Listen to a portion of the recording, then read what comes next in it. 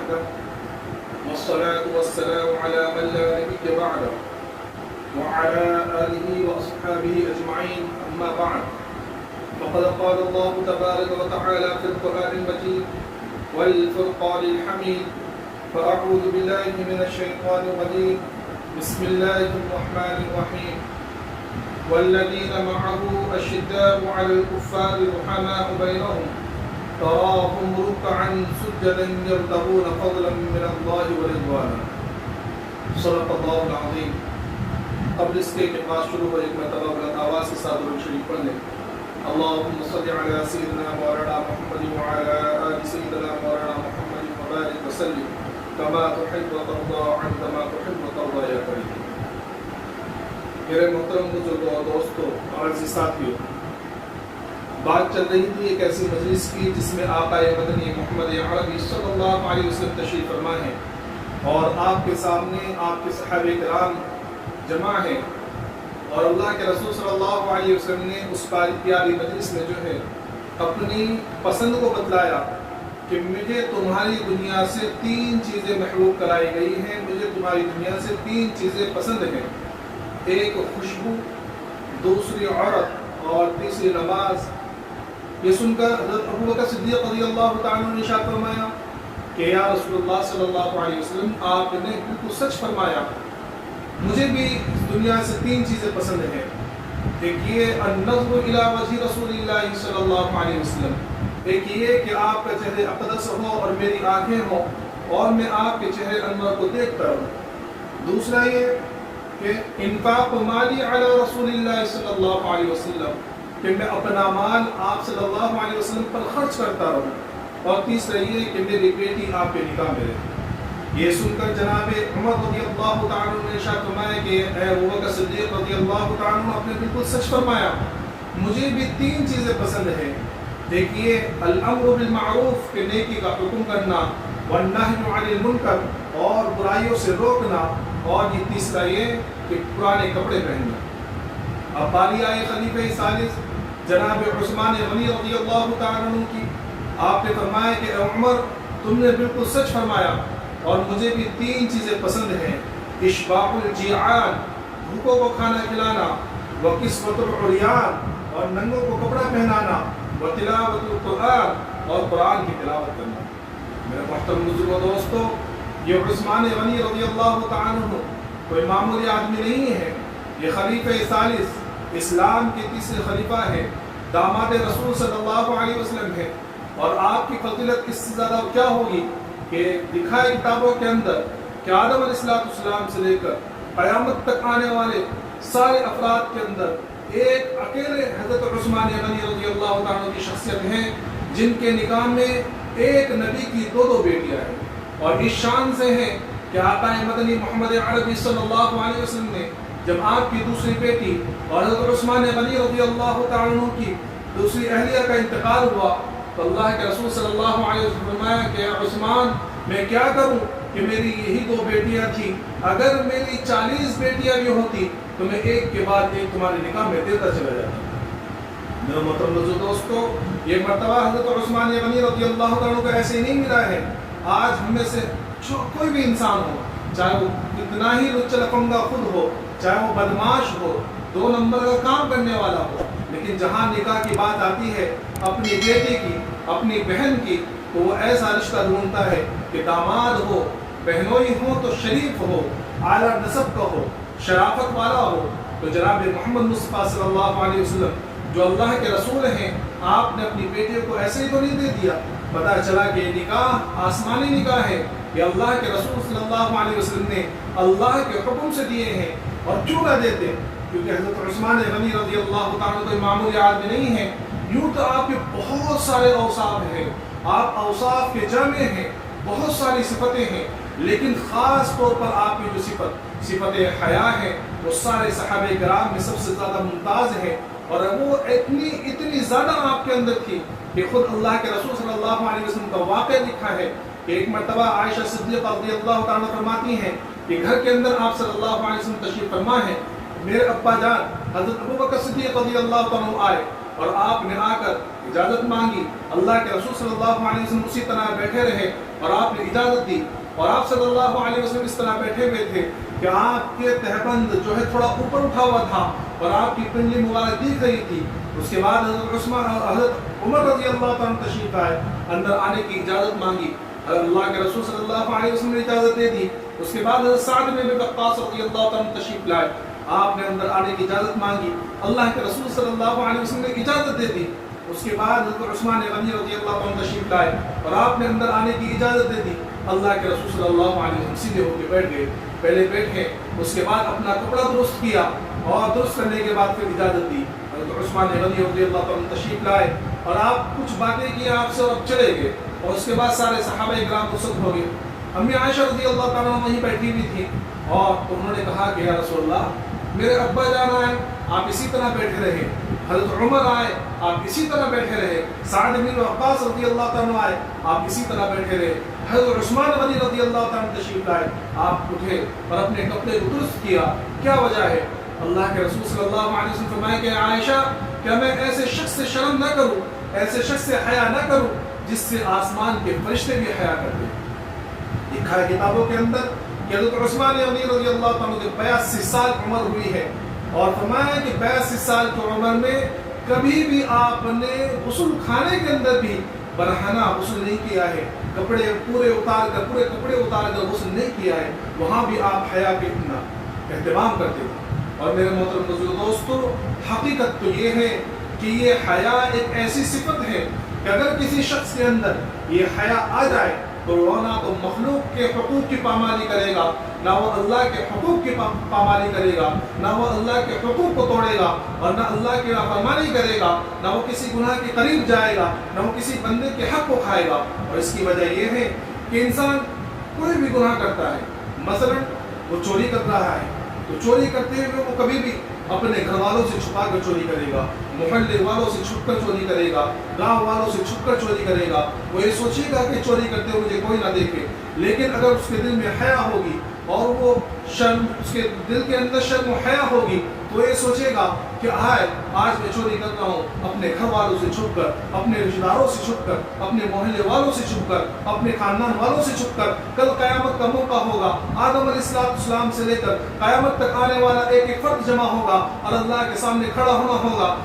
اور اللہ رب العزت اس وقت مجھ سے یہ کہیں کہ اے فلاں، تو نے یہ چوری کی تھی، تو اتنے سارے لوگوں کے درمیان میں کیسے جواب دے پاؤں گا؟ میں تو شرم کے مارے مر جاؤں گا۔ تو میرے محترم بزرگ دوستو، وہ کبھی بھی چوری نہیں کرے گا۔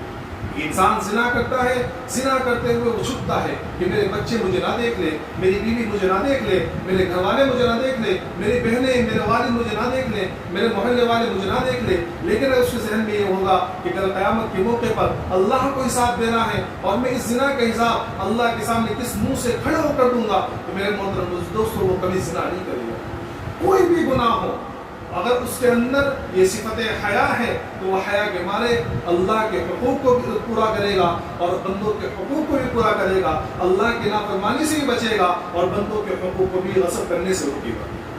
ابن الجوزی رحمۃ اللہ علیہ بڑے پائے کے محدث ہیں، سید الخاطر کتاب، اس کے اندر انہوں نے لکھا ہے کہ ایک مرتبہ وہ واعظ کر رہے تھے، بیان کر رہے تھے، اور سامنے مجمع 10,000 کا تقریباً بیٹھا ہوا تھا، اور انہوں نے اتنا پر اثر بیان کیا اور اتنا بہترین تقریر کی اور واعظ کیا کہ پورے کا پورا مجمع رونے لگا۔ 10,000 سے زیادہ اور 10,000 کے قریب کا مجمع وہ رو رہا ہے۔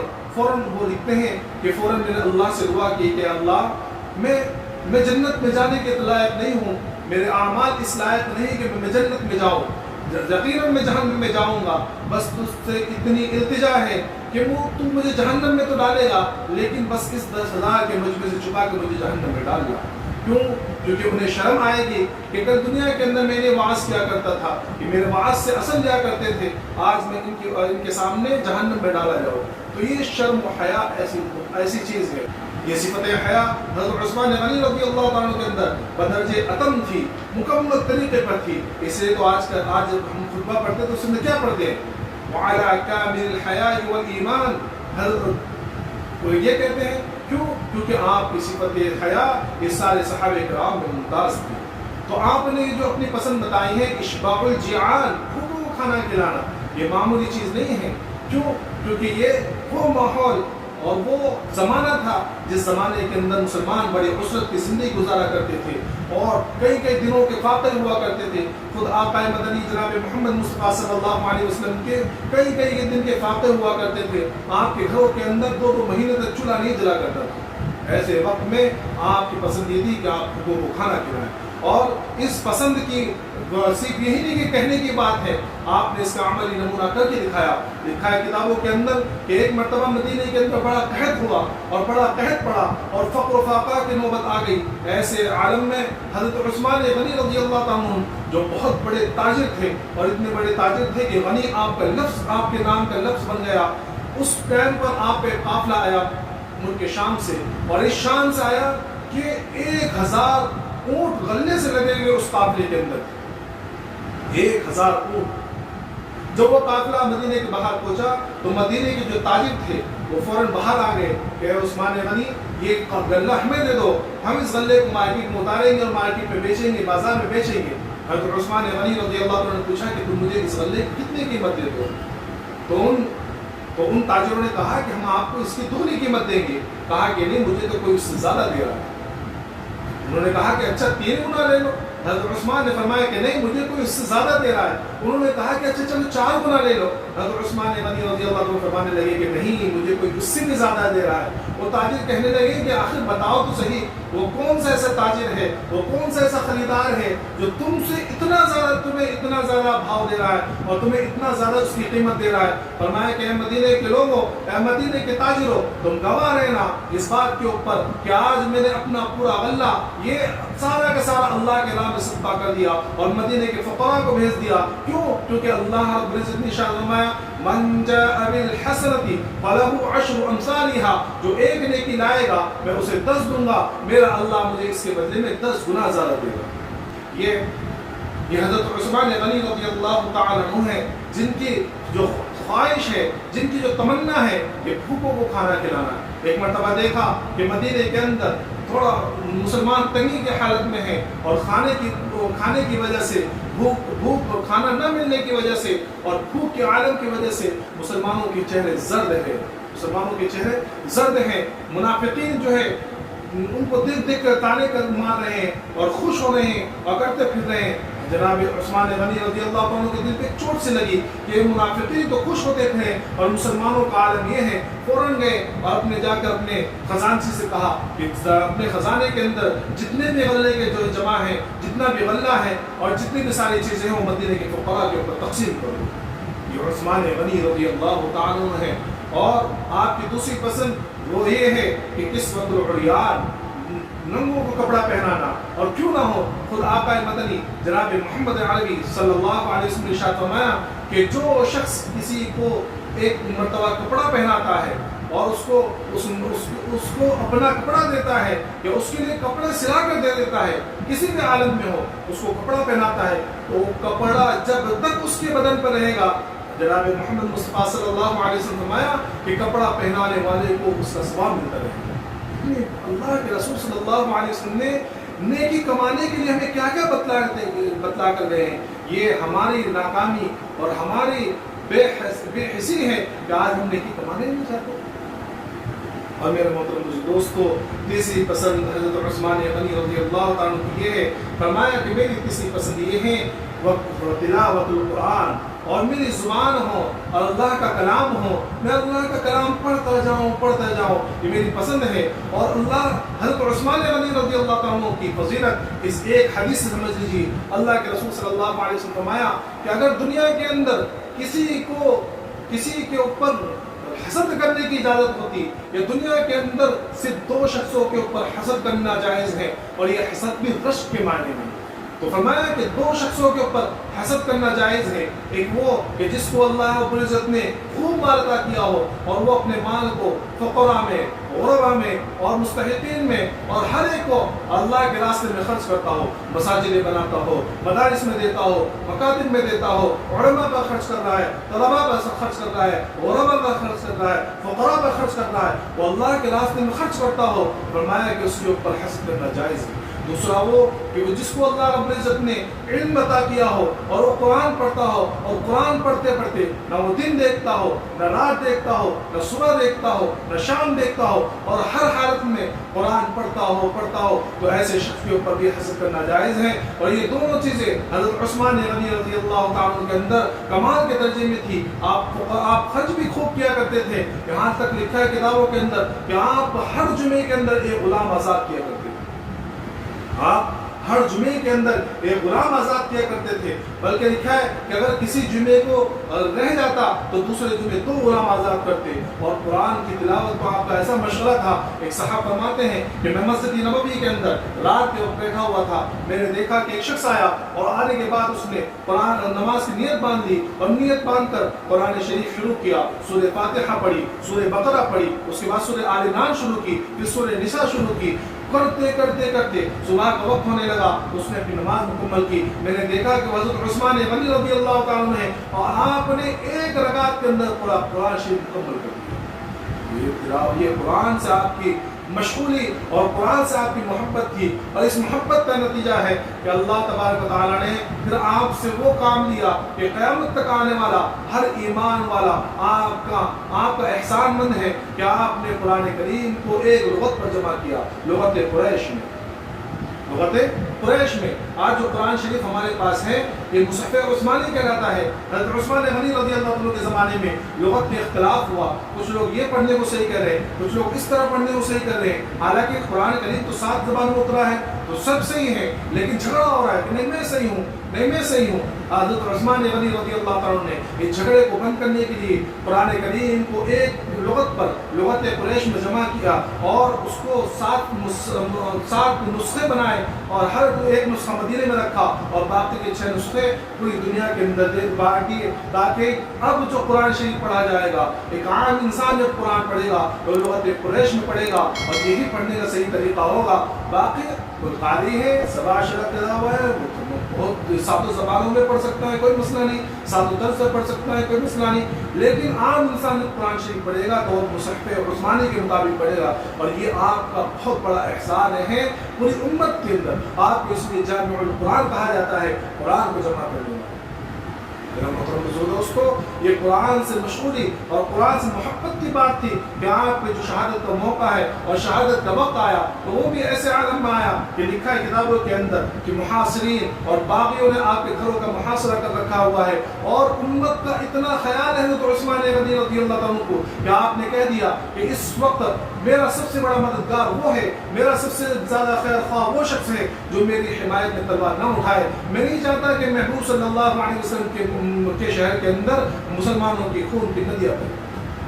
حالانکہ وہی موجود ہے حضرت علی رضی اللہ تعالیٰ عنہ, وہی موجود ہے حضرت عبداللہ بن زبیر رضی اللہ تعالیٰ عنہ, وہی موجود ہے حضرت حسین رضی اللہ تعالیٰ عنہ. حضرت علی بار بار درخواست کر رہے ہیں کہ امیر المؤمنین ہم آپ کے حامی ہیں, ہم آپ کے مددگار ہیں, آپ ہمیں اجازت دے دیجیے, ہم یہ سارے باغیوں کو مار کر بھگا ڈالیں گے. لیکن اللہ کا قربان جائیے حضرت عثمان غنی رضی اللہ تعالیٰ عنہ کے فرمائے کہ نہیں, میرا سب سے بڑا حامی وہ ہوگا جو میری حمایت میں تلوار نہیں اٹھائے. جمعے کا دن آیا, 40 دن سے زیادہ محاصرہ ہو چکا ہے, آپ کا کھانا پانی بند ہے, مسجد نبوی میں جانا بند ہے, اور آپ نے بڑے پراسر اور رقت آمیز خطبے دیے اس زمانے میں کہ اے باغیو, تم مجھے اس مسجد سے روکتے ہو جس مسجد کی وسعت میں جس مسجد کو میں نے اپنے پیسوں سے وسیع کیا ہے, تم مجھے اس پانی کو پینے سے منع کرتے ہو اور میرے اوپر وہ پانی روک رکھا ہے جس پانی کا کنواں خرید کر میں نے اپنے پیسوں سے دیا تھا, آج تم مجھے اس سے محروم رکھتے ہو. لیکن چونکہ وہ بدبخت تھے, شقی تھے اور ان کے نصیب کے اندر ازلی بدبختی لکھی ہوئی تھی, ان کے پر کوئی اثر نہیں ہوا. تو جمعے کا دن آیا, روزے سے ہے, اور ایسے عالم میں قرآن کریم پڑھتے پڑھتے آنکھ لگ گئی. خواب میں دیکھا کہ اللہ کے رسول صلی اللہ علیہ وسلم خواب میں آئے اور فرمایا کہ عثمان آج کی افطاری ہمارے ساتھ میں کرنا. آنکھ کھلی, فوراً کھڑے ہو گئے اور اپنی بیوی سے کہا کہ میرا پاجامہ لے کر آؤ.